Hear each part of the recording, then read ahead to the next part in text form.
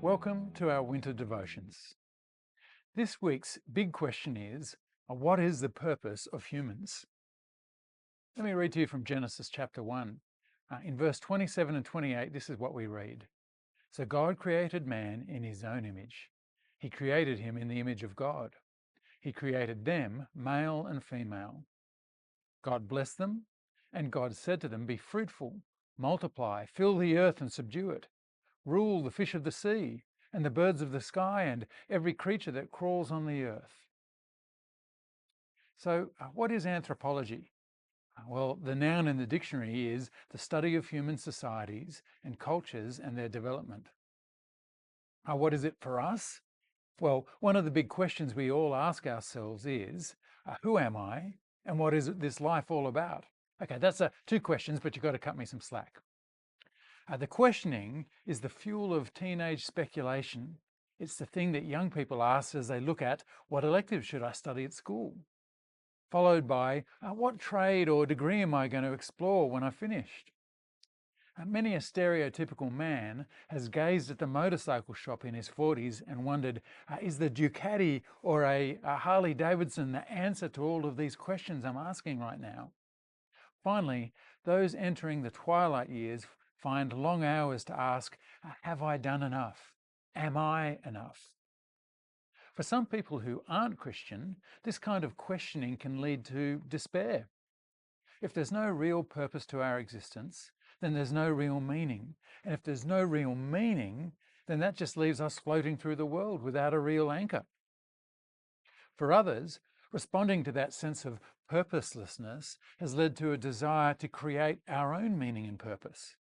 Last term, Ed referred to this as the Lego builder approach, where people construct a sense of meaning and a set of values for themselves. That is, I say, I can determine every aspect of my life, what brings it meaning, even how I define simple terms like male and female. This way of understanding our world is also problematic, because it inevitably leads to a clash of values, or as one person holds a foundation, they push it up against somebody else's foundation, and they can't actually find some common definitive value. For the Christian, however, one can't get past the first chapter of Genesis before we have an answer to these great questions. Who am I? I'm a human being made by God with purpose and intention. What is life all about? Well, life is about honoring the God who made us and acting as good stewards of God's creation.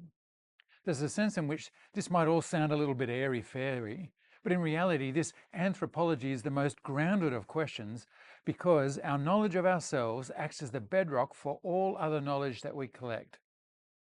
John Calvin, in his famous book, The Institutes of the Christian Religion, starts this famous work with this statement. He says, nearly all the wisdom we possess, that is to say, true and sound wisdom, consists in two parts, the knowledge of God and of ourselves. As we grow in a deeper understanding of who God is, that is, as he reveals himself in the scriptures and most importantly through his Son, we grow in a deeper understanding of who we are and what it means to be made in God's image. This also means that as we find our Christian understanding of the world rub up against other ways of understanding, we have a firm foundation for our beliefs about who we are and what life is all about. Of course, Christians also know that a fundamental part of how we answer, who am I, is the acknowledgement that we are sinners. At this time, we only have to go as far as Genesis 3 before we're confronted by this reality. And of course, a large part of our understanding of who we are as people is wrapped up in the reality of our own imperfection as people. But thinking about sin is really a question for next week. As we finish up this section, let's finish with the living and active prayer.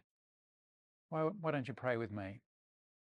Gracious Father, you have saved us with a wonderful and powerful salvation. Your